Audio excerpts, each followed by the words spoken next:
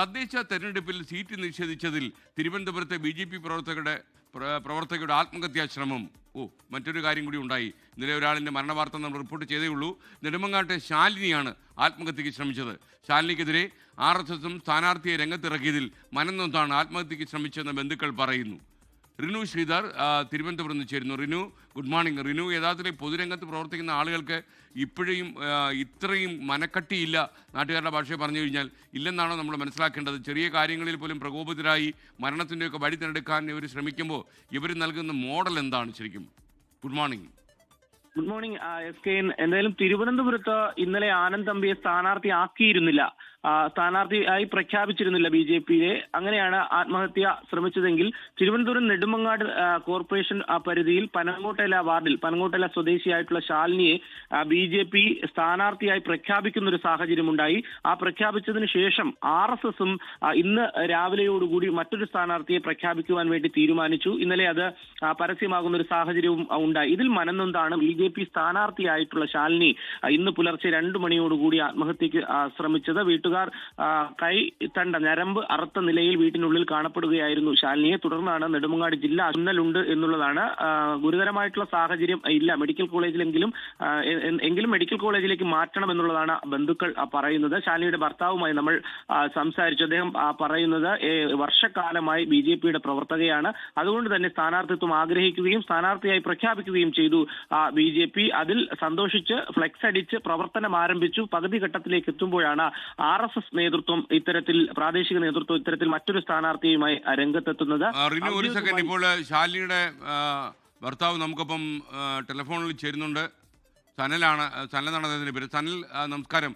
സനൽ, ഏത് സാഹചര്യത്തിലാണ് സനൽ BJP പ്രവർത്തകയായ താങ്കളുടെ ഭാര്യ ഒരു ആത്മഹത്യക്ക് ശ്രമം നടത്തിയത്? കാരണം ഒരു ഇലക്ഷൻ എന്നൊക്കെ ഇത് വന്നു പോവും, അതല്ലേ? എന്തുകൊണ്ടാണ് ഭാര്യ ഇങ്ങനെ ഒരു കടുങ്കൈ ചെയ്യാൻ ഒരുങ്ങിയത്? സാറേ, ഇത് ഒരു 10 വർഷത്തിന് മുന്നേ ഇവര് പറഞ്ഞിടത്തൊക്കെ പോയി 2 പ്രാവശ്യം മത്സരിച്ചതാണ് ശാലിനി. അവിടെ 2ാം സ്ഥാനം വന്നിട്ടുമുണ്ട്. 2ാം സ്ഥാനം പിടിച്ച് 2 വാർഡിൽ 2ാം സ്ഥാനം പിടിച്ചതാണ്. ഇതിപ്പോ സ്വന്തം പനങ്ങോട്ടുള്ള വാർഡിൽ ജനിച്ചുള്ള വാർഡിൽ സ്വന്തം വാർഡ് വിഭജനം വന്ന സമയത്ത് അവിടെ മത്സരിക്കാൻ വേണ്ടി പാർട്ടി നിർദ്ദേശിച്ചു. പാർട്ടിയെ ജില്ലാ കമ്മിറ്റി നേതൃത്വം പാസ്സാക്കിയതുമാണ്. അപ്പോൾ അത് ഈ ശാലിനി വരുന്നത് ഇഷ്ടപ്പെടാത്ത കുറച്ച് സംഘത്തിന്റെ കാര്യകർത്താക്കൾ, കോട്ടപ്രസായുടെ കാര്യകർത്താക്കൾ വേറൊരു സ്ഥാനാർത്ഥിയെ കൊണ്ട് ലൈവായിട്ടൊന്ന് വാർഡിലിറങ്ങും, മത്സരിപ്പിക്കും എന്നുള്ള ഇത് പറഞ്ഞതുകൊണ്ടാണ്. മാനസിക വിഷമം ഉണ്ടായിരുന്നു. ഇത്രയും ഇത് ചെയ്യുമെന്ന് ഞാൻ അത്രയും പ്രതീക്ഷയില്ല. ഈ ശാലിനി ഇങ്ങനെയുള്ള ഈ പാർട്ടി തീരുമാനത്തിലൊരു നിരാശ ഇന്നലെ കാണാൻ പ്രകടിപ്പിച്ചു. ഇന്ന് പുലർച്ചെയാണല്ലോ ഈ സംഭവം ഉണ്ടായത്. അതെ, ഇന്നലെ രാത്രി മൊത്തം കരച്ചിലായിരുന്നു. ഞാൻ സാധാരണ എല്ലാ വർഷവും 2 പ്രാവശ്യം മത്സരിക്കുമ്പോഴും ചെറിയ ഇലക്ഷൻ റിസൾട്ട് വരുമ്പോഴും ചെറിയ വിഷമമൊക്കെ കാണും. ഞാൻ വിചാരിച്ചു ഇനിയിപ്പം മത്സരിക്കാൻ പറ്റാത്തത് കൊണ്ട് ആളെ ഇറക്കിയില്ലേ, ആളെ ഇറക്കിയിട്ടുണ്ട്. ഇന്നലെ രാത്രി 8 മണിക്ക് ആളെ തീരുമാനിച്ചു. തന്നെ RSSന്റെ നേതൃത്വം ആളെ തീരുമാനിച്ചു. സനൽ എന്താ ചെയ്യുന്നത്? ഞാൻ പെയിന്റിങ്ങിന്റെ ജോലിയാണ്, പെയിന്റിങ് വർക്ക്. ഓക്കെ. ശാലിനി എന്തെങ്കിലും ജോലി ചെയ്യുന്നുണ്ടോ? ശാലിനി ജോലി ഒരു കോപ്പറേറ്റീവ് ബാങ്കിൽ ജോലിയായിരുന്നു. അപ്പൊ ബാങ്ക് ഇപ്പൊ ഇല്ല, ബാങ്ക് സാമ്പത്തിക ബുദ്ധിമുട്ട് വന്ന് പൂട്ടിയിട്ട് ഇപ്പൊ ജോലിക്ക് പോകുന്നില്ല. ഈ ശാലിനി എന്തായാലും അപകടനില തരണം ചെയ്തു എന്നറിയുന്നത് വളരെ ആശ്വാസകരമാണ്. കൈഞ്ഞരമ്പ് മുറിച്ച് മരിക്കാൻ ശ്രമിച്ച ശാലിനി ഇങ്ങനൊരു സംഭവം ചെയ്യുന്ന സമയത്ത് എന്തെങ്കിലും സൂചന താങ്കൾക്ക് നൽകിയിരുന്നോ? ഇല്ല, അത് ഇടയ്ക്ക് BJP പ്രവർത്തകൻ ആത്മഹത്യ ചെയ്ത ന്യൂസിൽ കണ്ടിട്ട് കുറച്ച് കാര്യങ്ങളൊക്കെ പറഞ്ഞിരുന്നു. അപ്പം എന്തായിരുന്നു പറഞ്ഞത്? അത് ഇതുപോലെ ന്യൂസിൽ കണ്ടിട്ട് ഇനിയിപ്പോൾ ആർക്കും ഒരു ശല്യം ഉണ്ടാവില്ല, ഓരോരുത്തരായിട്ട് പൊയ്ക്കൊണ്ടിരിക്കുകയല്ലേ എന്നുള്ളൊരു പറഞ്ഞായിരുന്നു. അപ്പൊ പിന്നെ അത്രയും നമ്മൾ അങ്ങനെ വലുതായിട്ട് ഇത് കൊടുത്തിട്ടില്ല. കാരണം ഇങ്ങനെ ചെയ്യുമെന്ന് പ്രതീക്ഷിച്ചില്ലല്ലോ. ഈ സംഭവം നടക്കുമ്പോൾ താങ്കൾ വീട്ടിലുണ്ടായിരുന്നോ? അതെ, ഞാൻ വീട്ടിൽ തന്നെ ഉണ്ടായിരുന്നു. ചൂട് കാരണം ഹാളിലാണ് കിടന്നിരുന്നത്. ഇപ്പൊ ഹാളിന്റെ പുറകില് ഡൈനിങ് ടേബിളിന്റെ കസേരയിൽ ഇരിക്കുകയായിരുന്നു ആള്. ഞാൻ വിചാരിച്ചു എന്നും ഈ ചെറിയ ശ്വാസം മുട്ടലൊക്കെ മുമ്പ് ഉണ്ടായിട്ടുണ്ടായിരുന്നു.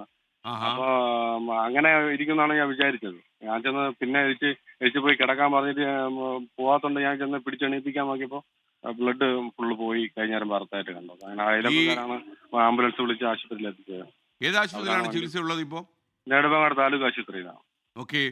മെഡിക്കൽ കോളേജിലേക്കാണ് കൊണ്ടുപോകേണ്ട സാഹചര്യം ഉണ്ടോ, അതോ താലൂക്ക് ആശുപത്രിയിൽ തന്നെ ചികിത്സിച്ചാൽ മതിയോ? മെഡിക്കൽ കോളേജിൽ മിക്കവാറും പോവേണ്ടി വരുമെന്ന് പറഞ്ഞിട്ടുണ്ട്. ബ്ലഡ് ടെസ്റ്റ് ചെയ്യാൻ വേണ്ടി എഴുതി തന്നായിരുന്നു. അപ്പൊ അതിന് നിൽക്കുകയാണ്. അപ്പൊ ഓക്കെ, നടക്കട്ടെ കാര്യം. എന്തായാലും ആശ്വാസകരം, അവർ അപകടനില തരണം ചെയ്തല്ലോ. അപ്പോൾ ഈ കൂടുതൽ ശ്രദ്ധിക്കുക, അത്രയും നമുക്ക് പറയാനുള്ളൂ. ആത്മഹത്യ ഒന്നിനും പരിഹാരമല്ല.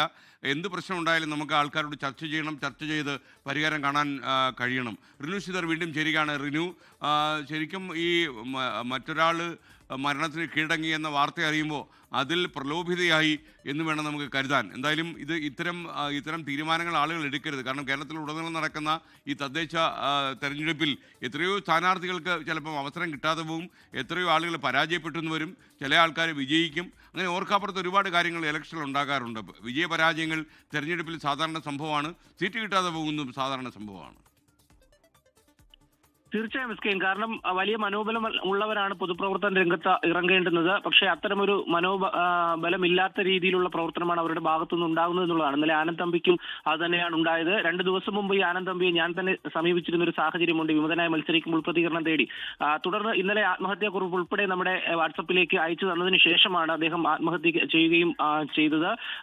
അതിന് തൊട്ടു പിന്നാലെയാണ് ഇപ്പോൾ BJP പ്രവർത്തകയായിട്ടുള്ള RSS നേതൃത്വം പുതിയ സ്ഥാനാർത്ഥിയെ നിർത്തിയതിൽ പ്രതിഷേധിച്ച് ഈ ശാലിനി ആത്മഹത്യാ ശ്രമം നടത്തിയത്. ഈ തിരുവനന്തപുരത്ത് ആനന്ദ് തമ്പിയും ആത്മഹത്യ ചെയ്ത RSS നേതൃത്വത്തിന്റെ ഒരു ഇടപെടലാണ്. BJP ഒരു സ്ഥാനാർത്ഥിയെ പ്രഖ്യാപിച്ച് തീരുമാനിക്കാനൊക്കെ ഇരിക്കുമ്പോൾ RSS നേതൃത്വം അത് അനുവദിക്കാതെ മണ്ണ് മാഫിയയ്ക്ക് വേണ്ടി സ്ഥാനാർത്ഥിയെ പ്രഖ്യാപിക്കുന്ന ഒരു സാഹചര്യത്തിലേക്ക് പോയി. ഇവിടെയും അത് തന്നെയാണ് സംഭവിച്ചത്.